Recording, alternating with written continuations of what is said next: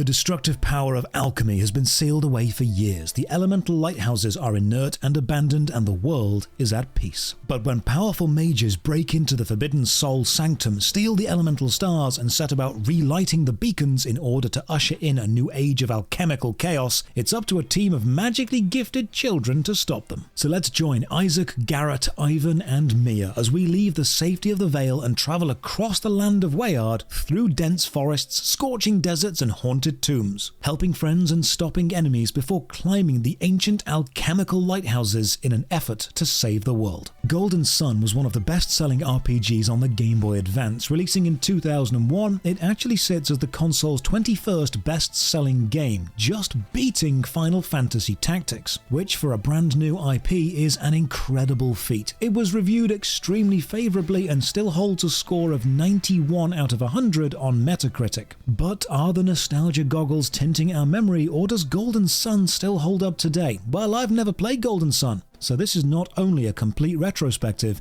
it's also my very first playthrough. So I've gone back and replayed the entire 35-hour game, read every bit of dialogue, found every magical Djinn, completed the optional Lunpa side quest, even defeated the incredibly well-hidden secret boss Deadbeard. I've managed to fully and completely explain the painstakingly convoluted class line system, the Djinn affinity system, the summon and set combat system, all in an effort to answer the simple question: Golden Sun, was it actually any good? So welcome, I'm Josh Strive-Hayes. Grab a cup of tea and settle in as we replay this massive RPG and break down every mechanic, story beat, and hidden secret. As usual, a massive thank you to all the supporters on Patreon, Twitch, and YouTube. Playing Golden Sun to completion took 35 hours. The script is over 30 pages and 20,000 words long, and editing this video took a week. These long-form reviews only exist because of your support. First off, Golden Sun is a long game. So long, in fact, that it's actually broken into two games, Golden Sun and its sequel, The Lost Age, also released for the Game Boy Advance 1 year after the first. They form one complete story, but follow different characters in each. The third game in the franchise, Dark Dawn, takes place 30 years after the events of the first two games and was released on the Nintendo DS in 2010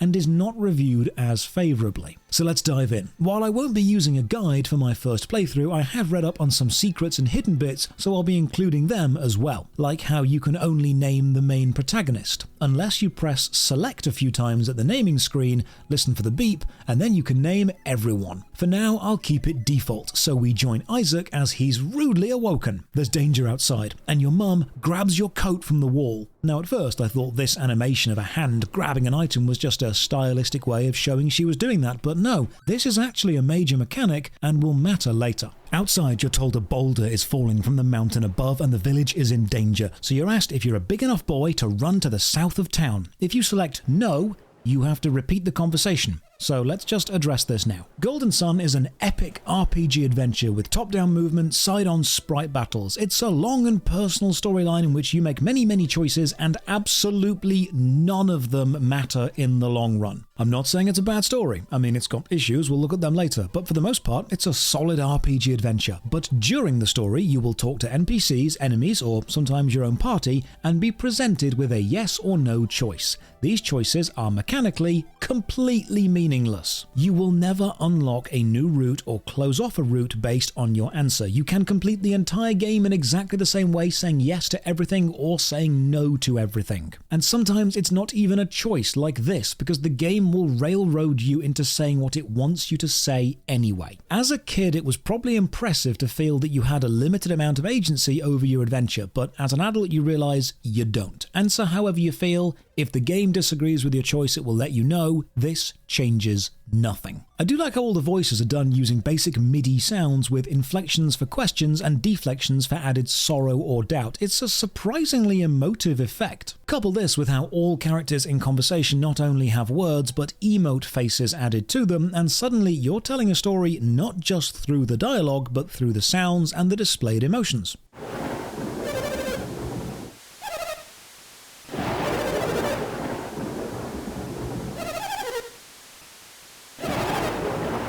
So, the Mount Aleph boulder is falling. Our mum demands we flee to the southern square while others try to stop it. You can explore the houses around if you like, but there's nothing in them. Pressing A interacts with things, but it also opens the menu, which can be a tad annoying if you're trying to open the menu while standing in front of something interactable. On the menu, you've got your psi energy magic, which we'll do a deep dive into later, items and general party status, and if you hold B, you can run. Run around and meet our friend Garet. They join us as we flee, and then we spot a group of adepts, people skilled in the use of psi energy, attempting to hold the boulder back. Psi energy is Golden Sun's form of magic. I think it's pronounced synergy, but psi energy combines psychic and energy, and it sounds cooler, so that's what I'm saying. As you try to flee, boulders will keep constantly blocking your path, forcing you to explore more. I like this. It's a very natural in-game way of linking together the current situation with an encouragement to explore. But as we flee, a random encounter, our first fight, and for now all we can do is attack. In Golden Sun, you select all of your team's moves first, and then the attack round happens. Now this can actually cause a few complications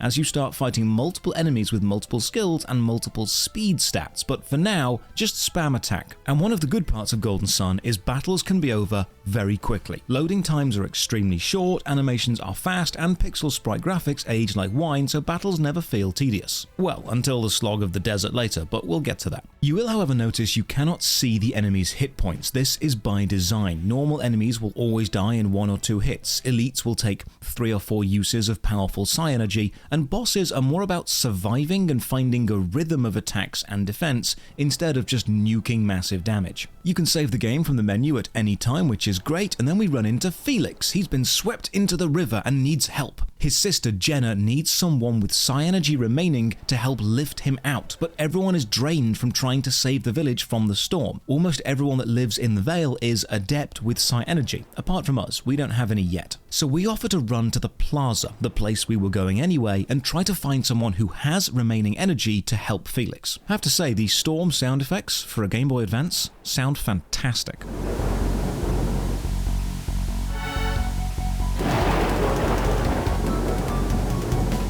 Reach the plaza and ask around. This guy has some psi energy left, so he joins us, and despite joining the party, he doesn't actually appear in the party menu or in combat. We arrive back at the bridge, the guy goes to save Felix, and the boulder falls, crushing the building and killing everyone standing on the dock. God damn, I did not expect that. Okay, Golden Sun, you may be a kid's game, but you are pulling no punches with how dangerous the world is. At least at the start. The psychic dude that we brought in got caught in the boulder's path as well, and he's mentally shell-shocked from failing to save Felix, and now he can't move. So Isaac and Garet run back to the plaza, but on the way, we bump into 2 very suspicious-looking characters. They're talking about a place called Sol Sanctum, the power of alchemy, the magical elemental stars. And when they notice us, they attack. These guys are immensely powerful, so we get destroyed, and that is the intro. Jump to 3 years later. The village is still slowly rebuilding from the Mount Aleph disaster, Garet is training to use psi energy and trying to move a block, and now the story writing takes an unfortunate turn. The overarching story of Golden Sun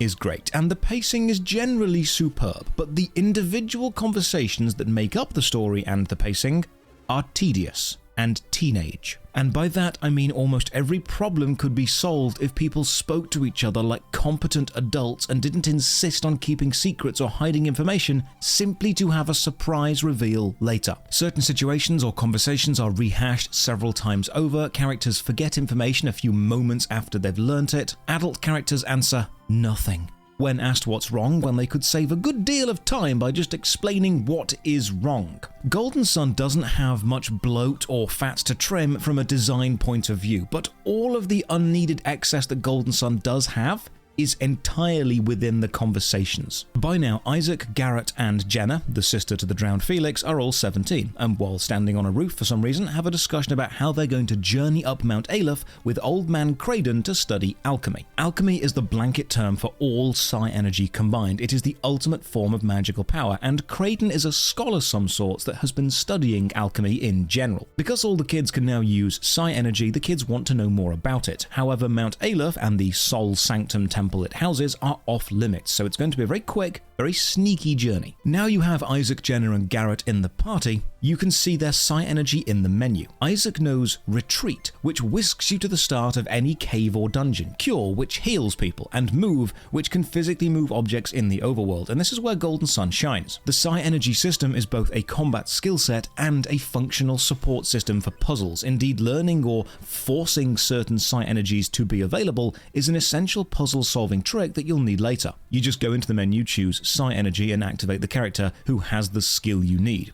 Using psi energy uses energy, and energy refills by just walking around. You'll be pushing objects, making vines grow, freezing pools of water into ice pillars, blowing away piles of leaves, raising boulders, turning invisible to sneak past guards, stopping time. There's a bunch of overworld mechanics which all combine, and we'll see all of them through this review. To the north of the village, you'll find a healing temple. There's a temple in every town. This is where you resurrect dead party members or remove cursed items if you've been foolish enough to equip them. We'll see some of those toward the end of the game. Quick explore of the town. Most towns have weapon shops, and here is a fantastic quality of life update that I think all games should have. If you select a new weapon or piece of armor to buy, you can then scroll through who in your team can equip it and see the attack or defense increase. And if you do buy something, you can then choose to immediately equip it and are then instantly asked if you'd like to sell the item you have replaced, all in one smooth transition. So there's no more awkward buy, sell, just nice quick gearing up. There's a creepy masked dude upstairs in the inn, very defensive, so we'll leave him alone, but he's probably important. The first stealth mechanic. If this watcher dude spots you trying to sneak up the mountain, he'll just throw you down south. So time your dash, but first,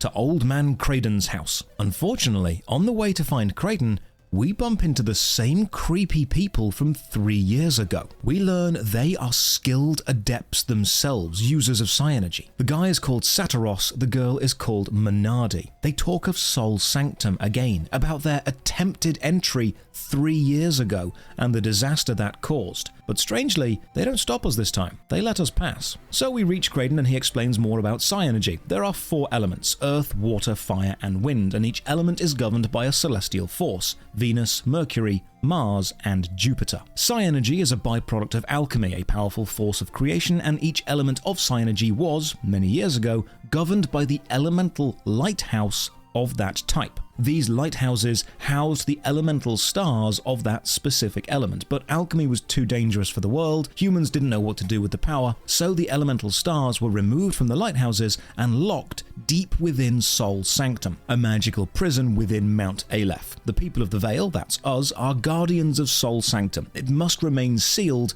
to keep the world safe from the unbridled powers of alchemy. But Creighton is pretty obsessed with alchemy, and while he knows that Soul Sanctum is forbidden, the return of the 2 creepy people from 3 years ago may be a bad omen. They may have been attempting to sneak in 3 years ago. Maybe they're attempting to sneak in now. Maybe it was linked to the boulder falling. So he suggests we should go and check that Soul Sanctum hasn't been disturbed. So we do that. We head to the north.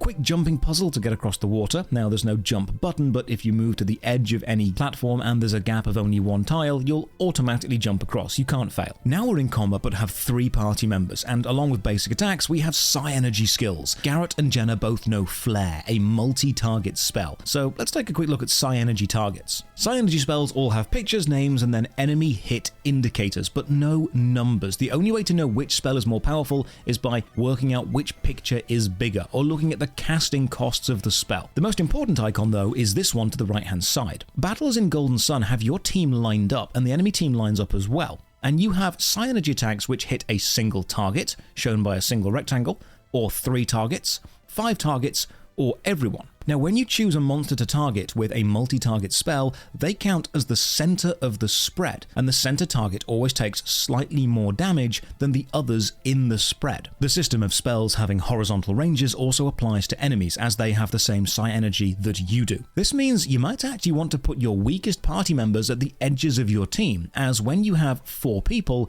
an enemy attack with a spread of 3 won't be able to hit both edges of your team at the same time. When your turn starts, you choose all the the moves for all your party members, and then the turn happens with everyone attacking, both you and the enemy, but everyone attacks in agility order. This can lead to some issues. For example, if you order all of your team to use the basic physical attack against a single enemy, and that enemy is then killed with your first attack, your other party members won't reassign their attacks. Instead, they'll switch to defending, which means they'll take less incoming damage until the next turn. This encourages you to think tactically, because you're effectively wasting the attack if the enemy dies before you do the attack. You're encouraged to spread your attacks around and prioritize multi-targets using psi-energy attacks, because if the focused target of a multi-target psi-energy is killed before your character casts the spell, they will still cast the psi-energy centered on where the enemy would have been. It's only physical attacks that you lose. Combat is actually far more complex and deep than this, but we'll pace out the complexity for when it actually shows up. We find a jewel in this chest, and every item can be examined. The details here just say it's important, and it is. It's part of a puzzle. You stand in front of this Minotaur eye, open the menu, and use the small jewel. And this brings up the issue of items and inventories. Each character's inventory in Golden Sun is separate. Each character can hold a total of 15 items. Some items, like potions or combat single-use items, can stack, but you've only got 15 slots. And equipped items still take up a slot within this inventory. The main issue here arises during combat. A character can only use an item that they actually have in their own inventory. You don't have a collective party shared inventory.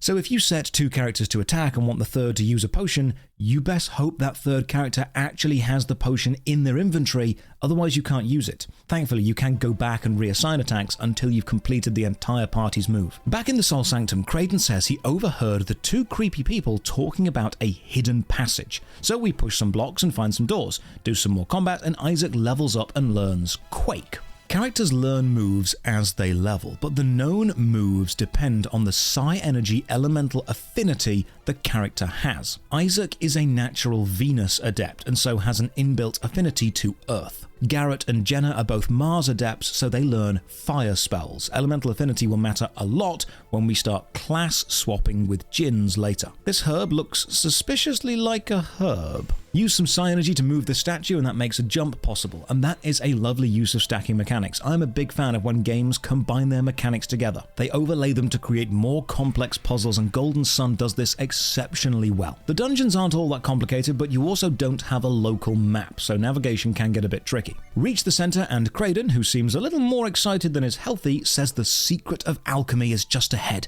Let's go find out what it is. So we push some statues, trigger some ancient electrical trap, and almost kill Kraden. Kraden then assumes that we've just triggered a really powerful trap. Maybe that's what happened 3 years ago, when Saturos and Minardi tried to get into Sol Sanctum. Maybe they triggered a different trap and fled. But we push ahead, move some stone statues onto some stone plinths, and eventually unlock a magical portal which we all jump through, whisking us away to this magical realm. Kraden wonders if this is the ocean. Garet asks what an ocean is, which is a lovely small bit of characterization for Garet and a setup for a plot point later. It seems we have entered the magical prison of the 4 elemental stars, the orbs which used to be housed in the elemental lighthouses. They have been locked here for hundreds of years. So Kraden gives us a magical mithril bag capable of containing the immense magical energy of the stars and asks us to go and collect them and bring them back to him. And this sounds a little ominous. We know that they are safe here. We know that alchemy is contained. But sure, Kraden's a trustable adult, why not? Isaac and Garet go hopping off for a while Jenna and Kraden wait on the central area, and you have to collect the stones in a specific order as each one triggers more platforms to appear, which unlocks the route to the next. Unfortunately, after we've collected 3, guess who shows up? It's the creepy people, Saturos and Minardi, and they're joined by the masked dude from the inn. We knew he'd be trouble, but there's a shock reveal.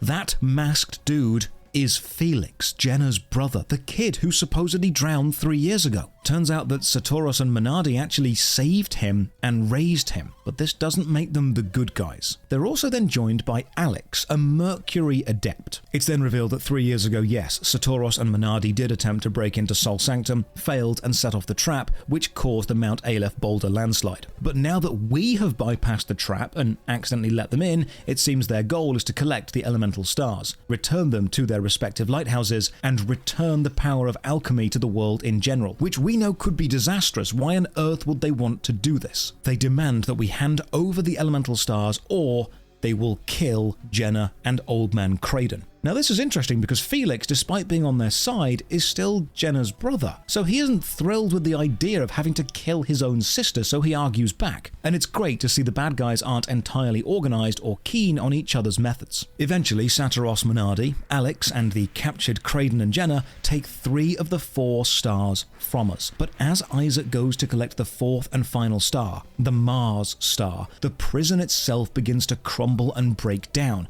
because it's no longer held together by elemental harmony. Sol Sanctum itself is beginning to collapse. So the bad guys flee with their captives, unable to get the final star, leaving Isaac and Garet.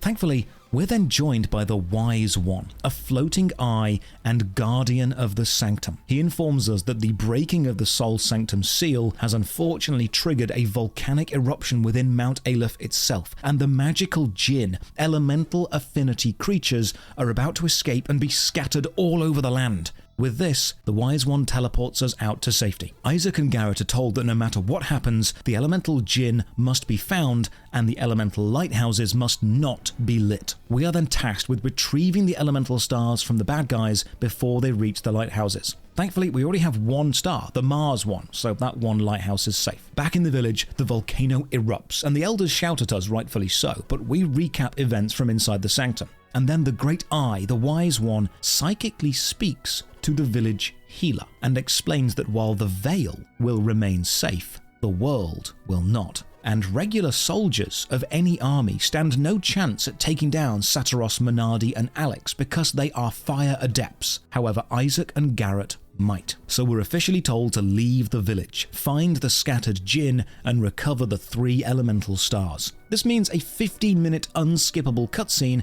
and everyone wishing us a fond farewell. And before we leave, Isaac is given his mother's Catch Beads, an equipable item which grants the support Psi-Energy skill Catch, which grabs faraway items. It's actually what she used to grab our coat. See? Told you that bit would be relevant. With this, we leave the village and enter the world map. The world of Weyard is vast, and not all of it features in the first game. You've got your standard fantasy locales, forests, castles, deserts, oceans, and traversing the world map is pretty simple. The right bumper button brings up a map with your position and all the major towns you've discovered highlighted. Now, random encounters can happen anywhere on the world map, but the enemy level range changes depending on where in the world you are. But the most interesting thing about leaving the Veil is the first elemental Djinn, the magical creatures which escaped Sol Sanctum during the eruption, is right in front of us, the Venus Djinn Flint. And they explain they want to help us find their friends, and they join us willingly. And now we are given a far too quick Djinn tutorial about setting, unleashing, resetting, summoning, and elemental affinity granted when set. And this is the single most complex system in the entire game, indeed probably in most RPGs, but when understood, it also makes combat in Golden Sun one of the most flexible, customizable, and satisfying systems in any RPG. The Djinn system is way better than it has any right to be, but it is complex and deep. So let's break it down. This is without a doubt the most interesting part, but it's also terribly explained in-game, and I didn't actually start to really understand this until about 25 hours in. So I'll do my best to explain it because this system is fascinating. There are 28 Djinn in the game, 7 of each element, and when you find a Djinn, you must assign it to one of your party members. They can be reassigned freely when not in combat, and any character can have any Djinn linked to them. As you discover more Djinns, you must distribute them equally among the party. If you have 4 Djinns and 4 party members, each party member must get 1. Finding more will mean there are moments when a character has 1 more than the others, but in general, it's always even. You can't stack every Djinn up on one character. Remember how each character has an inherent elemental affinity? Well, each Djinn does too, and the class system in Golden Sun, which determines which Psi-Energy abilities you have access to, is governed by that character's elemental affinity combination and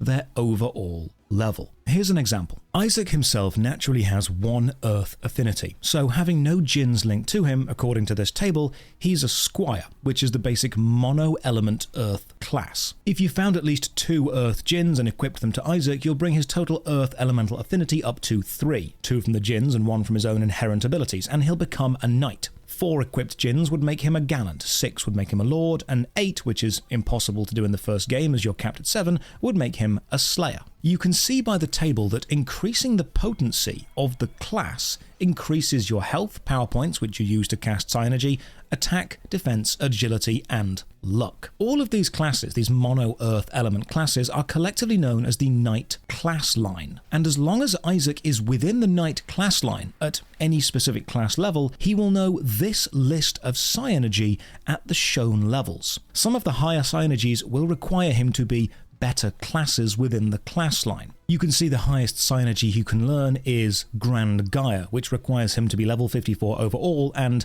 Gallant or better. The Knight class line is a mix of cure spells and earth damage spells, making him a mixed damage dealer and off healer. But what if we mixed some Djinns and made Isaac dual affinity? He's naturally got one earth element which we can never remove, so if you were to equip a single water Djinn to him, you'd be moving down the water-earth dual class line known as the swordsman line. The table on screen now shows you as you equip more water affinity to Isaac, you'll advance through swordman, defender, cavalier, guardian, and protector. Remember, the specific name of the class only affects the percent increase of the stats. Your available psi energy is linked to the class line and your progression along it as a whole. So if you're in any of the swordsman class lines, you'll have these potential psi energies available: water damage and decent healing.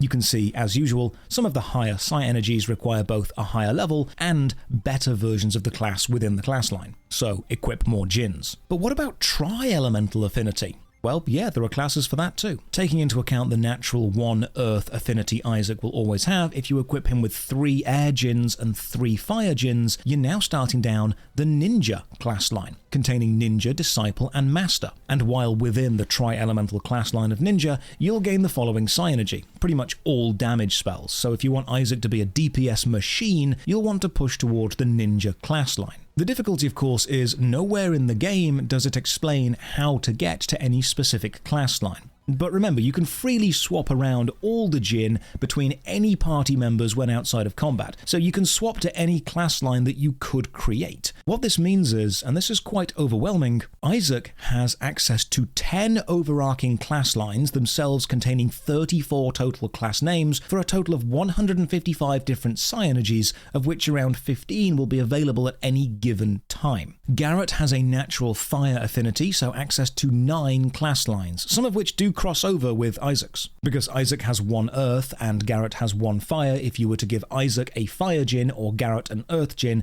they would both be the same class affinity. Garet, however, being a fire affinity, is the only member who can build into pure mono fire, which focuses on group damage and ground defense. When you eventually meet them, Ivan has 9 class lines available, with the unique mono air element magician class line all to himself, focusing on increasing the party's attack and denying the enemy psi energy. And Mia has 9 class lines available, with her unique mono water element priest line being focused on party-wide healing. So here's an in-game example. You can see the Djinns that I have set to the characters. Currently they are all mono affinity, same Djinns as them. I can check the character's class and available psi energy, but if I swap 2 Djinns around, say trade one of Isaac's earth Djinns, let's say Flint, to Mia in exchange for one of her water Djinns, in this case Fizz, I can see the list of what will happen after the trade. Isaac's knight class would change to swordsman, which would change my class line. I'd lose some passive buffs to HP, attack, and agility, while gaining some defense. You can see the stat changes here. And you can also see the psi energy list. Yellow spells would be gained if I swap to this class line, and red would be lost. I can see the same information for Mia. Her scribe class would change to seer, and I'd gain several nature attacks while losing ice attacks. If you want the sheer complexity of this system visualized, I have found these pictures on Reddit, breaking down every combination of Djinns every character could realistically have based on their natural elemental affinity, and what that will make their class listed as a key at the bottom. And if you're looking at this and thinking, holy crap, that's quite complicated, we have not even got to the complicated part yet. Because when you give a character a Djinn, it can be in one of 3 positions: set, standby, or recovering. And the position not only changes the Djinn's effect, but also the passive buffs and class affinity it grants to the player. Because a Djinn isn't just a stat stick. It is an attack itself ready to be unleashed, and it's a greater part of a powerful elemental summon. So let's break this down, and if your brain is melting, just know once you understand this, Golden Sun becomes one of the most satisfying RPGs to play. And believe me, explaining the Djinn system is the most complicated part of this video. Once we are past this, it is smooth sailing. When a Djinn is found and then assigned to a character, it's often assigned in the set position. You can see this in the menu when the Djinn's name is white. While set, a Djinn will do three things. 1. It will provide its own passive buffs to the character's stats. 2. It will also use its elemental affinity to count toward the character's class line. And 3. It is ready to unleash in battle, using its own inherent attack. And this is the important one, because when you're in battle, yes, you've got your basic attacks and you've got your Psynergy spells, or your set Djinns ready to unleash. Each Djinn has a unique attack or ability connected to it. To use the examples from earlier, Flint, the Earth Djinn, does a big hit with a decent damage multiplier, and Fizz, the Water Djinn, heals 60% of a single character's total hit points. Unleashing a set Djinn to use its ability does not cost any power points. It counts as your go, and once a Djinn is unleashed, it goes from being set to in standby mode. It's pretty much tired from using its attack. You can also manually switch a Djinn from set to standby mode in the menu outside of battle if you'd like to. Djinns on standby will appear in red. But why would you want to do this? Because it changes what the Djinns do. In standby mode, Djinns do three different things. 1, it does not provide its passive buffs to the character. It's still assigned to the character, but it's no longer buffing them. You can actually see this when deciding to unleash a Djinn in battle. It will show you the results to your stats because of the Djinn going from set to standby if you choose to unleash it. The second thing is a standby Djinn does not provide its elemental affinity toward the character's class line count. Now, this is a complex one to wrap your head around, but we'll go slow. If Isaac needs one air Djinn set to him to gain one air affinity to change his class line to apprentice, if you were to unleash that air Djinn in battle to use their attack, which changes the Djinn from set to standby, he would not only lose the passive buffs, but he'd lose the elemental affinity the air Djinn was granting him. His class, in this case, would actually change back to Squire on the Knight class line, changing around what Psynergy will be available to him next turn. You can see the potential class switches when unleashing a Djinn in battle by pressing the shoulder buttons. The text box warns you, hey, if you unleash this Djinn, you'll not only lose these passive buffs, you'll change your class from this to this, you'll lose these Psyenergies, and you'll gain these ones. What this means is, if you enter a battle as a tri-affinity class and then unleash the Djinns of a certain color, which results in only one color remaining in a set position, you can effectively switch classes mid-battle to give yourself access to new Psyenergies. Got Isaac set up as a dual Earth-Air class, but suddenly need access to healing Psyenergies and you don't have that? Well, unleash all the Air Djinns, returning Isaac to mono Earth affinity, and suddenly you can cast Cure again. It's complex, yes, but it's remarkably customizable, but we are still not finished. Because once a Djinn is unleashed and moved from set to standby, it actually affects another system. When you have unleashed a Djinn and moved it from set to standby, you can, on your next turn, manually select the standby Djinn and choose Reset. This counts as a character's turn, but by resetting a Djinn, you will once again gain its passive buffs, its elemental class affinity affecting your class line, and you'll be able to unleash it next turn. Consider it reloading the Djinn. But there is another system. Once a Djinn is in the standby position, either by being unleashed for its ability in battle or manually placed into standby on the menu before the battle, you of course lose the passive buffs and class synergy of that Djinn, but you gain in another system. For every standby Djinn your party has in total, you'll see a pip counter in the top left relating to the color. This is your summon potential. Summons are your most powerful attacks. They are massive damage in a single element. Now, to summon the level 1 Earth summon Venus, you must have one standby Venus or Earth pip. which means you must have at least one Venus or Earth affinity Djinn in standby mode. It doesn't matter which Earth Djinn specifically, as long as it is an Earth Djinn. Now, if you choose to summon, you will consume the standby pip. You'll perform a summon and you'll do damage, but then all the Djinns that you consumed will no longer be in set or standby mode. They'll now be in recovery mode. While in recovery, a Djinn is not set, so it doesn't give its passive advantages, and it's not in standby, so it can't be used as a summon pip, and it takes a couple of turns before the Djinn is able to be set or placed in standby again. You can see it in battle with the little counter, or in the menu screen. Djinns recovering are shown in yellow. While in a battle, just wait that number of turns, while on the overworld, a Djinn will recover by walking a few steps, and then be set or ready to place in standby again. Any character can use any available pips to summon. They don't have to have the Djinn equipped to them. Pips are more of a party-shared system. There are 4 elemental affinities and 4 levels of summon, needing from 1 to 4 pips. So a 1 pip Earth summon is pretty basic, but a 4 pip Earth summon name Judgment, is one of the most powerful attacks in the game. In addition to doing massive damage, any character which uses a summon also gains a boost to that elemental power for the rest of the battle.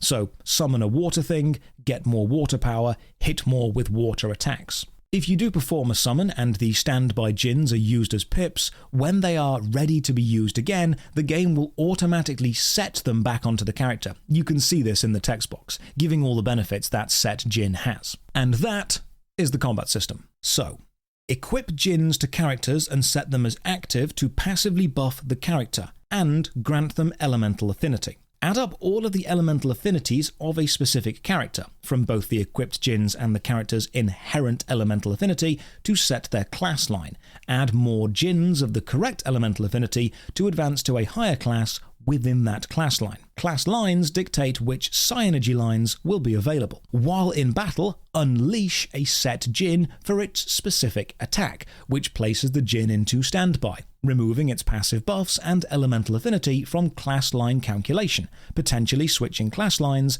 on the fly. However, this also increases your elemental pip count because only standby Djinns supply their pips. Then either manually reset the Djinn into the set position to make it available next turn to unleash again, or use the elemental pip count you have generated, which shows how many standby Djinns you have in total, to summon a powerful elemental attack, placing those used Djinns into cooldown for a few turns. And if your brain's melting a little, that's okay. It took me a long time before I felt comfortable with it, and the game does a terrible job of explaining the intricacies of how it works. But once you do understand it, the connections between Djinns, class lines, Psynergy, unleashing, summoning, it becomes a super enjoyable system. For example, remember I said you can switch Djinns between set and standby in the menu before battles even begin. Setting them gives you class line affinities, so why would you want to start a battle with Djinns in standby mode? Well, it's because if a battle begins and you have 4 of an elemental Djinn in standby mode, yes, you've lost the passive buffs and class potential, but you're starting with 4 of that summon pip,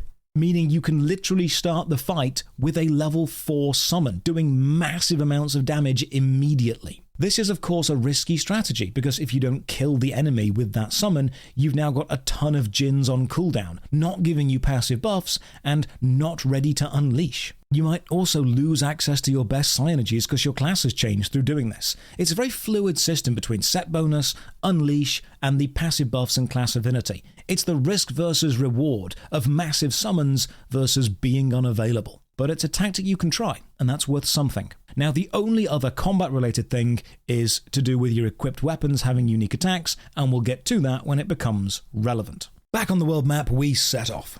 Our twin goals of rescue all the Djinn and stop the creepy bad guys from lighting the lighthouses, probably rescue Jenna and Old Man Creighton as we do. The village to the north is Lunpa, a village of thieves and brigands, and we are not allowed in. This is actually an optional area that we'll come back to later. You see that tree with an item in it? Well, equip the catch beads to gain the catch Psynergy and then use it to grab them. So with north blocked off, we head south and bump into a trading caravan led by the wealthy businessman Hammett. We overhear a conversation and discover that Hammett is in a spot of bother. They've recently just traded with the southern village of Volt. However, Hammett's magical shaman rod has been stolen. Lord Hammett had entrusted it to a young man named Ivan, a member of their trading caravan, and Ivan has lost it. Unfortunately, a merchant caravan cannot remain still or it loses profit. So Hammett wants to return south to his home village of Carlay, and Ivan will remain in the village of Vault to look for the lost rod. Unfortunately, the southern bridge to Carlay is closed, so Hammett and his caravan instead go north to the village of Lunper, the thieves' den we just weren't allowed into,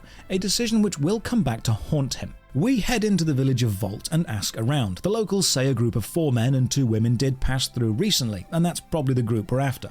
And then inside the inn, we spot Ivan, Hammett's staff member. So we ask him if he's seen anything, and he reads our mind using psi energy. Turns out Ivan is a Jupiter adept. His mind read ability is unique to him, and people don't know he's doing it. Well, normal people don't, but adepts like ourselves do. We're fully aware, so we call him out, and Ivan is shocked that we can see what he's doing. But Ivan needs help finding this rod. It's very important to Master Hammett, and having nothing better to do, we agree to help him, and Ivan joins our party. So, quick side note about plot and moments within it. Golden Sun very much plays out like a Saturday morning cartoon with episodic advancement. Yes, we are chasing the group of 6 people to get the elemental stars and save the world, but if there is a local problem to solve right now, we always focus on that instead. Think of Golden Sun as moving from local problem to local problem, helping out people because we're selfless, and then it always happens that the solutions to those local problems conveniently bring us closer to the overall plot of Save the World. You might be thinking, I've got no time to help this random person. I need to chase the bad guys down. But you will always find if you go and chase the bad guys, your way will always be blocked, and solving the local problem you've encountered will always unblock it. With Ivan in the party, you can use mind read on almost every NPC in the game, and providing they're not an adept themselves, they will give their true thoughts on a situation. This NPC mentions their missing family urn. I wonder if it's connected to the missing rod. Quick quality of life note, you can set a psi energy skill to be on auto cast with either the left or right shoulder button on the Gameboy Advance, so you don't need to keep going into the menu. Read this man's mind and he says, ooh, that tickles. Being tickled by a boy isn't so fun. Okay, you can hang out with the pervy guard from the Chrono Trigger opening because you two have the same vibe. Upstairs in the inn, we find these 2 shady characters who keep running away from us and refusing to let Ivan read their mind. So the party splits up and we corner one of them in this little movement minigame, and then a mind read reveals there is a local bandit group stealing stuff and hiding loot in the roof of the inn. So we climb onto the roof, move this box, and find a treasure room, free a tied-up roof fixer who got caught up in all this by accident, and then the bandits show up and we fight. Now this is not a difficult fight, especially with Ivan helping us, and then we discover that Merchant Hammett going to the thieves' village of Lunper is a terrible idea, as they will get kidnapped, because that village is no longer under the control of the honourable thief Donper. It's now ruled by his harsh son, Dodonper. We find the rod that Ivan was looking for, and we even find the family's missing urn, which is a nice lore touch, and then the mayor turns up and thanks us and gives us the Water of Life, the only item which can revive dead party members and is extremely important mid to early game before you have djinns that can do this. With the rod returned, Ivan leaves our party and sets off to rescue Hammett. So we leave Vault and explore around. Head to the east and north and go through a cave. We climb a mountain, but we can't seem to move this block. It's covered in ivy. But then Ivan shows back up. Turns out Lumper is really hard to get into, and when he read our mind, he learned about the whole elemental stars problem. He thinks that is probably more important than Hammett getting his rod back, so Ivan joins us full time, and Ivan knows Whirlwind, which can remove debris like leaves from movable blocks or doorways. See? We've solved the local problem, and now the main path is available to us. Fight through the cave in pursuit of the bad guys, and I must say I love the pseudo 3D effect of combat, how battles spin into position, how some psi energies spin the camera round to get the full effect of depth. They've done a lot with the limited Game Boy Advance hardware. And now you'll notice that sometimes a normal attack becomes a named attack, Rapid Smash in this case. Not just a critical hit, but a unique effect. So this is the final combat mechanic. Weapons you can buy in shops are always just simple weapons. They increase your attack, and a critical hit with them is just more damage. But weapons you find in chests or from rare enemies will often have a special attack linked to them. These weapons are known as artifacts, and if you score a critical hit with an artifact weapon, you will always unleash extra effects, like boosting your agility, ignoring enemy armor, poisoning the enemy, doing a few fire or ice damage attacks, stealing enemies' health, stunning the target, and many more. This means that while shop-bought weapons may have higher base damage numbers, they lack the unique critical effects of unique weapons. Armor is the same. Shop-bought may be good, but rare, found, or dropped have unique buffs. And in a really neat touch, unique equipable items, artifacts, you can sell them to any shop. But if you suddenly regret selling an artifact, you can buy it back from any shop. All shops have an artifact stash made up of everything unique you've ever sold, so you can't lose a rare item. We find a lucky medal in this chest. That will matter later. Then we push this pillar onto a hole in the floor to drop it into the floor below, like the boulder puzzle in Pokemon. It's a giant 3D maze with a lot of moving parts. Spot a Djinn I can't reach, but I can see a way across by pushing a stone pillar. Lovely visual touch that anything can be pushed will have a marked area of the floor that it can be pushed within, shown by the dotted lines. So you're never left wondering if you need to push something across half the map. You're essentially told, this solution exists within this space. Some Djinns will willingly join you, others like this Mars Djinn will attack you and you need to beat them in a fight. Quick note though, they can run away. If this happens, you won't lose them permanently, just leave the screen, re-enter, and the Djinn will have respawned. We leave the cave and arrive in the village of Bilibin, and why does that small tree look like a person? Lovely touch here, there is a Djinn hidden in a cave and you have to run along the top of the village wall to reach it. I love when map designers play with your expectation like that. You don't expect this to be a path, but it is. The leader of Bilibin is Lord McCoy and he is very Scottish. Some of his text is even written in pronounced slang. It seems he was busy chopping down the local Kalima forest to build a nice new house when suddenly a curse descended on both the forestry project and Bilibin village itself, and some people have been turned into trees. We offered to go into the forest to investigate this issue, but McCoy says we're only kids. He can't send children into a dangerous situation, making him the most responsible adult in the entire game. But being late teenagers, we ignore his argument and go and investigate anyway. We push past the barricade, blocking the forest, and spot what look like 3 tree people stacked on top of each other. This will matter later. We arrive in Kalima Forest and are immediately attacked by some magical falling sparkles, but we're protected from this magical attack by our innate psi energy. The game takes about 6 minutes of dialogue to explain this concept 3 times. It seems that Tret, the Tree King, is fed up of the deforestation. And when Mount Aleph erupted and showered the land with both Djinn and raw psi energy crystals, Tret gained enough power to cast the Tree Man Curse. Tret explains this to us through psychic speech. If you do leave Kalima Forest and head east to the village of Kalima itself, you can see the end result of the curse, an entire village turned into trees. There are a few Djinns hidden here, and with 2 Earth Djinns, we can now summon Ramses, the level 2 Earth Summon, an Egyptian-style sphinx which just punches the foe in the face. Back in Kalima Forest, we need to fix Tret. Maybe if we can talk to him and ask him nicely, he can undo the curse, but this means some log-pushing puzzles. Logs will roll until they hit something, but then there's this bit. Flipping this switch opens and closes a floodgate, and logs also float. So there's a lovely puzzle about moving logs into the correct position to make a bridge, and then raising and lowering the water level so you can jump across them. There are even hidden items if you complete the puzzle in different ways. Lovely use of mechanics. Find Tret, the Tree King, to the north and climb up some ivy and hop inside him, and I'm thinking, oh, like the Deku Tree from Zelda. But I didn't know how right I was, because this puzzle needs you to climb to the very top and then jump from the top floor onto a spider web at the bottom to break the web and access the roots to fight the evil within. Literally exactly like the Deku Tree. More mechanics. Jumping on leaves once weakens them. Jumping on weak leaves crumbles and you'll fall down to the floor below. And then we are running along the branches outside with this lovely horizontal camera, and there are leaves covering the foreground, but you've got a local vision AoE around your character. Ah, look at this, a one-way chest. This is pretty sneaky. You can only access this by jumping on leaves, which guarantees that when you leave, you have to fall down to the floor below. This chest gives us a healing ring, which is an item which can restore health but has a chance of breaking every time you use it. Broken items can be restored at any shop. Kind of an annoying touch here though. If I have 2 Earth Pips available to summon with, meaning I've got 2 Earth Djinns across my party somewhere on standby mode, and I choose to summon Ramses using those pips, but then with my next character, I choose to manually switch one of those Djinns which was supplying its pip from standby, the station where it can give its pip, to set, the position where I can use it again, it will accept both of these inputs. But if the character I've chosen to reset the Djinn goes first, it will reset, and then when the summon tries to happen, I now only have 1 Earth Pip available due to me switching the other Djinn from stand by to set, and the Ramses summon will fail. So you have to be really careful about the sequencing of summons and manual resets to not clash with each other. It's a rare occurrence, but it does happen. At this point in the game, if a party member is killed, that's a problem. Your only revive is the very limited Water of Life item, and this tree is kicking my ass, so I return to town to stock up, I rest up at the inn, I head back in and... Wait, why is Ivan still dead? I rested at the inn. Then I remember.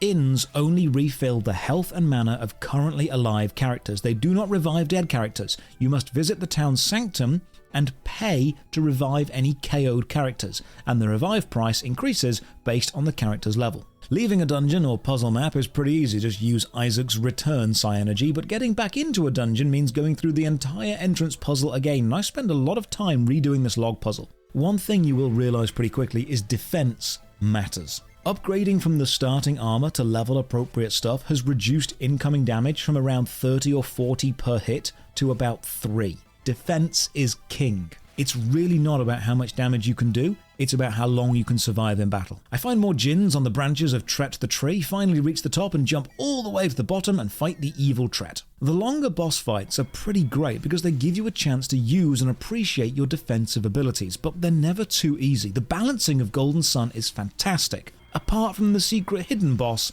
but we'll get to that later. Defeat Tret and remove all of the evil intention from his heart, but unfortunately, even if he wanted to remove the curse, he can't. He's too weak from casting it, so we need to find a way to restore him to full strength before the curse can be lifted. Well, with the Djinn that we found in the tree, we can now access the Grow psi energy, provided you have your characters set up in the correct class line. So leave the tree and head northwest to a cave. You can either go in the normal way or use Grow to make this vine climb up the cliff face and then find a cool new sword. We push these movable torches next to some ice pillars and melt them into puddles so you can jump over them, and then we leave the cave into the snowy north and the village of Emil. I love when games leave footprints in the snow. It's a small touch, but it's always welcome. Seems there's a really bad cold going round in Emil and everyone is sick, and hey look, an ice sliding puzzle. Instead of the object moving without stopping, now you move without stopping. Very Game Boy Legend of Zelda style. And to access this Djinn, you need to move this snowman from the snow onto the ice. If you head to the healing sanctum of Emil, you'll be asked if you've seen Mia, a local healer girl. Ask around and eventually you'll find her. It seems that she's a mercury adept, or water adept, and skilled at healing, but while talking to her, a bright flash is seen in the sky. And everyone says, oh no, that came from Mercury Lighthouse. Something must be wrong. Another local problem seemingly lining up perfectly with our goal, so we go and investigate the lighthouse, move some blocks and creep inside. Just like how the people of the Vale were protectors of Sol Sanctum, people of Emil are protectors of the Mercury Lighthouse. It seems that psi energy isn't that common across the land, but manifests strongly in tribes that live near the lighthouses. Mia then joins us and realizes we are there to help, so she joins our team fully, as right now our goals align. Lovely pipe pushing puzzle with water sprouts here. I love the visual cue. You have to push a pipe and then you see the results. You're making a player do something and showing the results instantly, which is teaching the mechanic without using the mechanic yet.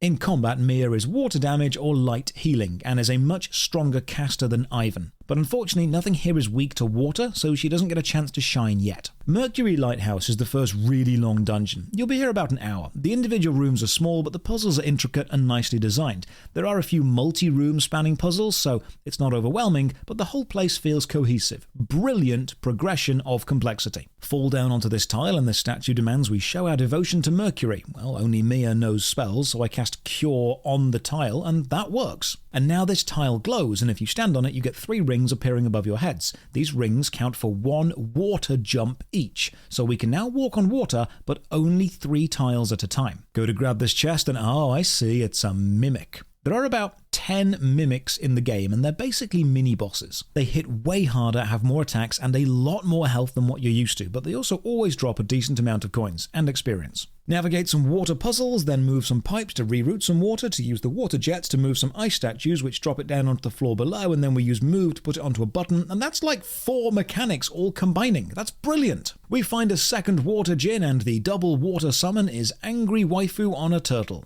We find a rainbow room, use Mia to heal it, and we ascend to the top of the lighthouse. Unfortunately, we're too late.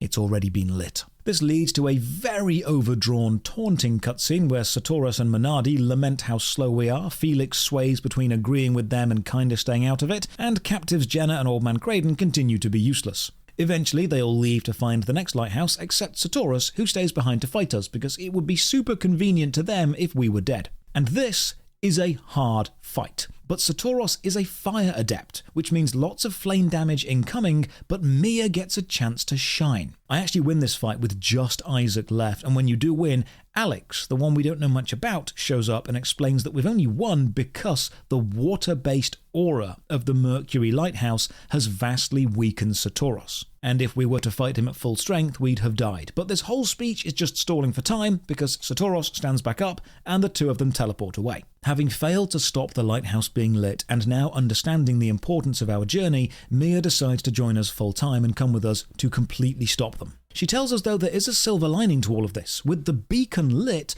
the fountain at the base of this lighthouse is flowing again, and it contains the waters of Hermes, a potent healing liquid which can cure any illness, mental or physical, and now everyone is healthy. Okay, so lighting this lighthouse doesn't seem like a major negative. I'm kind of wondering if we're doing the right thing by trying to stop this. We return to Emil, check this chest for a bottle, and then use the bottle on the fountain to get the Hermes water. If you return to Emil's sanctum now, Mia will bid an emotional farewell to everyone before leaving for the big wide world with you. With the Hermes water, we can cure Tret the King Tree of his issues, and he can finally reverse the Tree People curse. But on your way to give Tret the waters of Hermes, you'll notice that the 3 stacked trees have fallen over. One of them's fallen into the water, and if you use Move to pull it ashore, it will psychically thank you for saving it. So you make your way back through the forest puzzle, use the Hermes water on Tret, and he recovers enough strength to reverse the curse. He does want to warn you, however, about the evil southern Mogul forest, which even his power cannot make safe. So we head back to the village for our reward, and as we do,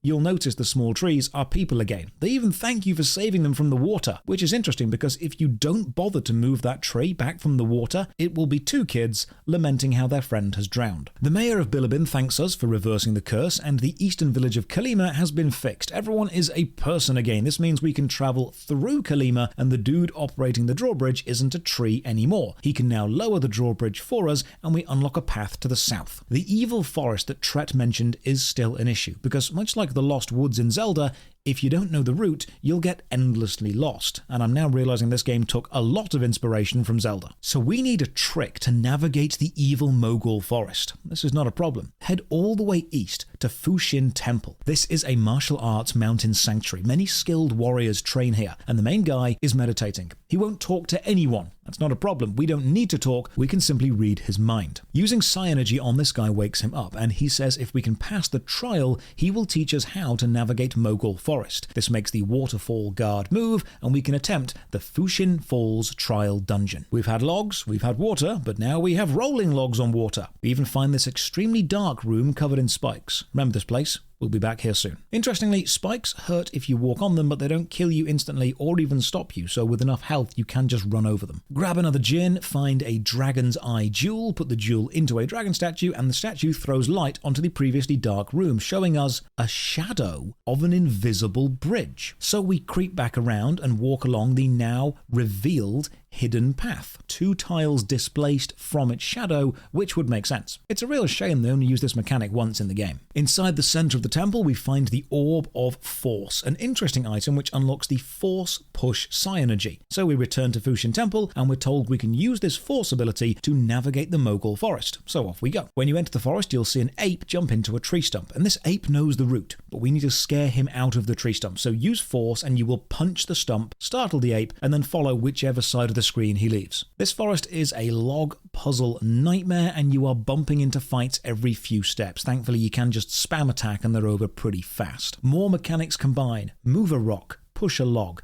use rock to block log, create new routes. They have really thought about how mechanics can combine together, and I am here for it. More Djinns, Ivan dies, I go to revive him in battle, and he resists the revive. Okay, so the game doesn't mention this, but some Djinns have a revive in combat ability, but it only works about 55% of the time. Reach the killer ape boss through the forest, and it blocks my Psi Energy. That's fine, I'll just slap you with my sword. Exit the forest and arrive at the eastern themed town of Xi'an, and there's a little hidden Djinn puzzle here. There's an NPC collecting water in a bucket, and if you talk to her at the right time, she spills the water, making a puddle, and you can then freeze the puddle using your psi energy to turn it into a frost pillar. And if you freeze it in the right place, you can use the pillar as a platform to jump from a ledge to another ledge and find a Djinn. This is the first timing matters puzzle. This is another martial arts village, and we can't talk to the master unless we prove our chi, so we knock down the log in the dojo using the force, and everyone is amazed. We then meet the master's daughter, Faizi. She has started having visions ever since Mount Aleph erupted, accurately predicting the future, and she knows that Sue, her friend who went to visit the Western Lama Temple, is in trouble. The Xi'an master spends some time explaining to his students that our powers, being psi energy, are not chi, but ki, mind over body, and I'm not sure why the game felt this was a vital enough distinction to dedicate a 6-minute cutscene to it,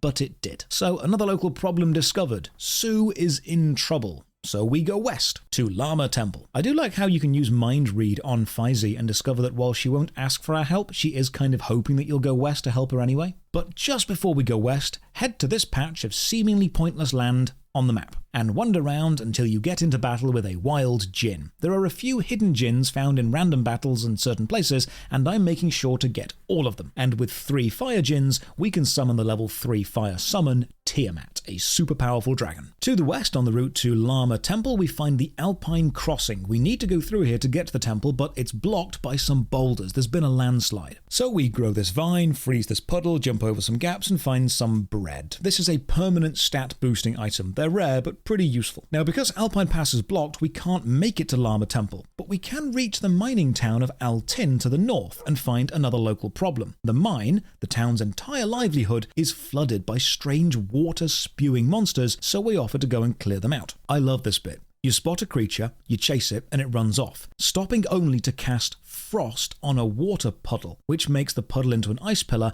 and it then jumps across the pillar. And I love this because it's showing you a mechanic by having an enemy use it first, and then showing how it can be used. Now, up until now, you haven't actually needed to freeze anything. It's been an optional choice, but now that freezing is needed, the game makes sure to show you what it can do.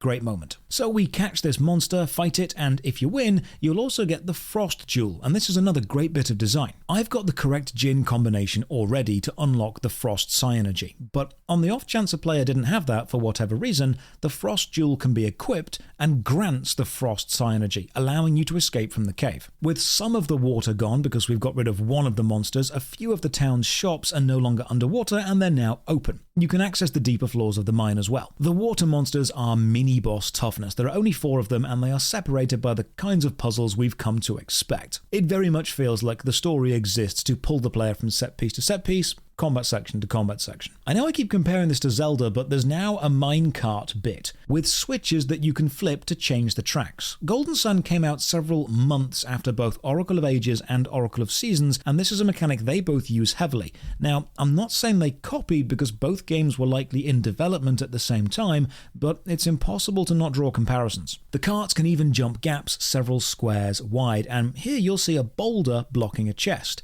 Now, we can't move boulders yet, but there's maybe a hint as to our next ability. This is also the moment when random fights start to happen a bit too frequently, actually interrupting the flow of puzzles and pacing of progression through the cave. Until now, it's been walking that knife edge of balancing exploration and combat, but here, way too much combat. The only silver lining is you level up super fast in this mine. The mine is much simpler than the lighthouse, and clearing the monsters from this level lowers the water more and lets us into the final mine floor. During this moment, I save the game, take a break, and then start again the next day, and I cannot for the life of me remember what I was meant to be doing. One thing the game does a terrible job of is reminding you what you were doing at any given time. You can't ask your party, there's no in-game list or journal, it's very much a case of just remember every local problem and its connection to your greater quest. Into the lowest levels, push some ice pillars around, find some more Djinns, and I do like how in battle, if the furthest party member uses a psi energy attack, the camera swings round to focus on them. Makes it feel quite dynamic and makes it feel like they're not being left out. Use force to punch this supporting log over, causing a boulder to crash down, and a little cutscene of us running away Indiana Jones style. The boulder then crashes through the floor, and you hear a monstrous screech.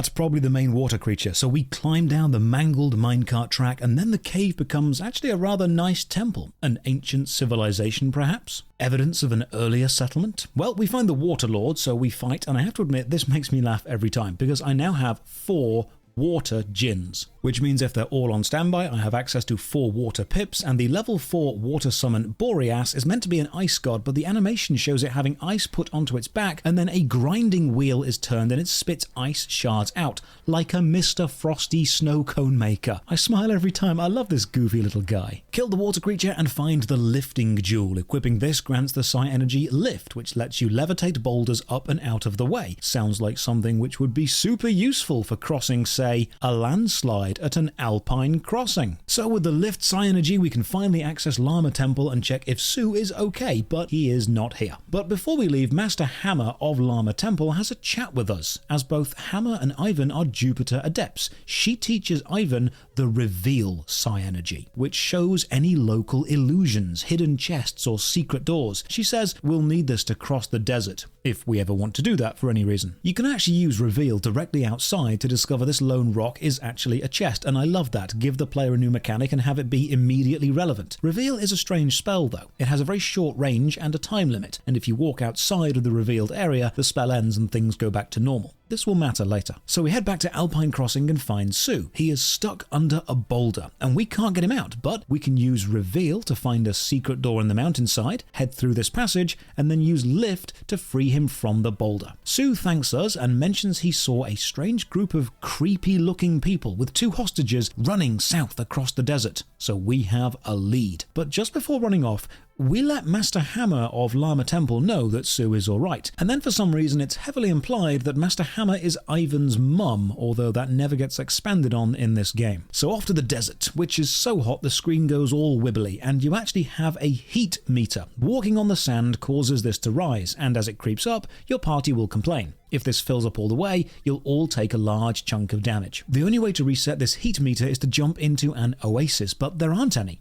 Well, unless you use Reveal. Every oasis is found inside a ring of stones, and this is super important because it's teaching the player use Reveal whenever you see a ring of something, and you'll likely find something inside it. This design is continued later. Just be careful you don't accidentally reveal an antlion trap, because these are pretty hard to kill. The desert is the largest open map. We find several more Djinns, run across some sand waterfalls which slowly slide you down as you go, and then Reveal shows us the way into the desert caves, guarded by a manticore boss. And this is the moment you really need to learn the combat system, because bosses are done playing around. Bosses will now heal, they will defend themselves, they will lock your Psi energies off, they will reduce your defense. From this point on, fights are genuinely trying to kill you, not just let you feel powerful. With access to 4 air Djinns finally, we can summon Thor, mighty god of lightning. Make it through the game's first desert, there are more. Head north and run around this little bit of land for a while until another wild Djinn appears, but from here on, enemies have a new tactic. Reinforcements can now join enemies mid-battle. Now this can be super annoying, because if you select a multi-target Psi energy and then a new enemy appears, your attack will not hit that new enemy even though they are technically in range. Attacks only affect enemies who are on the field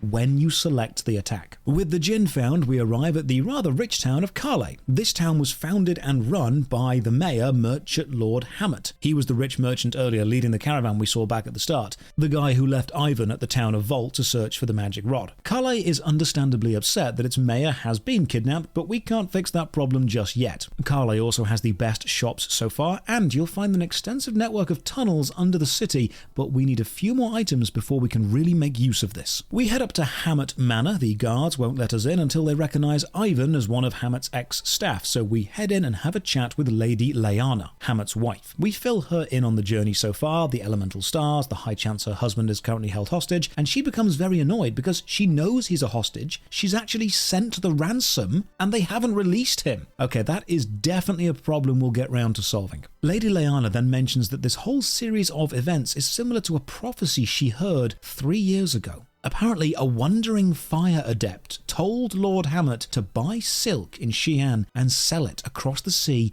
in Tolby. This advice made Hammett rich, and therefore he founded Kale, and the only thing the Fire Adept wanted in return was information about Sol Sanctum. So that's likely our bad guy from 3 years ago, the original boulder falling event, the failed access attempt. It's all tied together. But there's not much for us in Kale. However, if you try to leave the city, you'll see a cutscene of a tour group preparing to travel across the ocean to the tourist town of Tolby. They're all super excited to visit the Colosseum and watch the gladiators fight. This is the game's way of hinting, hey, go to Tolby, but this cutscene is obnoxiously long. They've lost someone in the group, so they check for them 3 times, and oh no, they're going to be late for the boat. No, seriously, if you ever remake this game, please cut this bit down. So we need to go to Tolby, but before we do that, Golden Sun has secret optional dungeons, never mentioned, never hinted at, and only accessible when you've found the correct combination of psi energy skills to get into them. And now we can access 2 of them. Remember the original caravan scene from the start? The bridge they were trying to cross was broken, so the caravan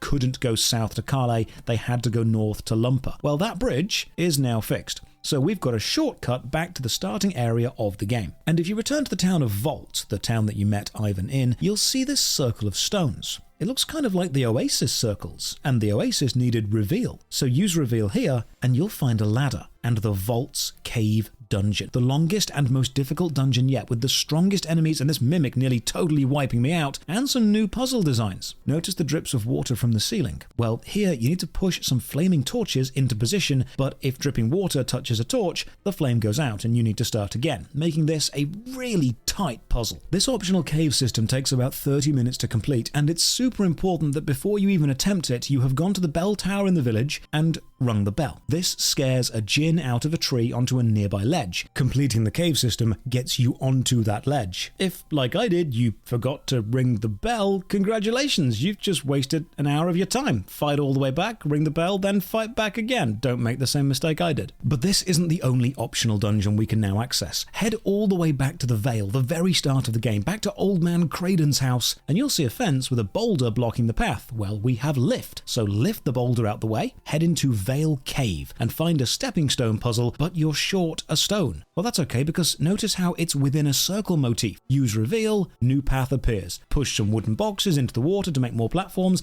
and I love this bit. You push 2 logs into the water to create a track to push the 3rd log over the first 2. Golden Sun has consistently impressed me with its simple but satisfying stacked mechanics puzzle design. At the end of the Vale Cave, we find the Halt gem, an interesting support psi energy, and we can use it right away. This Djinn runs away from us, but if you cast Halt, which will affect something 2 squares in front of you, any object or person will freeze for a while. Halt is totally optional, but it is needed if you want to complete the super secret dungeon or gain a major advantage in the Colosseum, as we'll see soon. So with both currently available optional dungeons now done, Djinns found and Halt acquired, we can return to the Kale docks and buy 4 tickets to cross the sea and go and visit Tolby. This is also the first time Garet has ever seen the ocean, which links back to his question earlier in Sol Sanctum, and we get to see a really nice characterization bit where Garet is just super excited to see this mass of water. Unfortunately, the ship we board won't set sail until the captain has found his lucky anchor charm, because without that he is convinced we will sink. Also, slightly more worrying than this superstition, the relief crew, who were meant to be taking over from the current crew, haven't shown up. Rumours are they were attacked at sea, so the current crew aren't keen on sailing, seeing as how they'd both be pulling a double shift and potentially sailing into danger. So let's solve one problem at a time. The crew have hidden the captain's anchor charm to delay the voyage. You can discover this by mind reading this guy and find out he's put it up on the mast. So we go and get that back. And now how do we deal with the overworked crew issue? Well, we just about prevent a mutiny and major passenger revolt by agreeing to act as onboard security for the rowers, fighting off any potential sea monsters, and if the crew succumb to exhaustion, the passengers are gonna have to row. That's legitimately the solution, so you're paying for both a ticket and you're rowing the ship. This whole situation is explained in an unskippable, incredibly drawn out 15-minute cutscene. So we finally set sail, and as expected we're attacked by waves of enemies, no pun intended. Enemies throw themselves onto the ship and then rush into the lower decks and terrify the rowers. So we fight and defend, but we still lose a few rowers every time. And now you need to select which passenger will replace the rower. You'll end up doing this 3 times for 3 separate enemy attacks, and this is actually the earliest in the game you can potentially access the game's super secret mega dungeon. Now, if you just want to get to Tolby, it doesn't matter which passengers you choose to replace the rowers.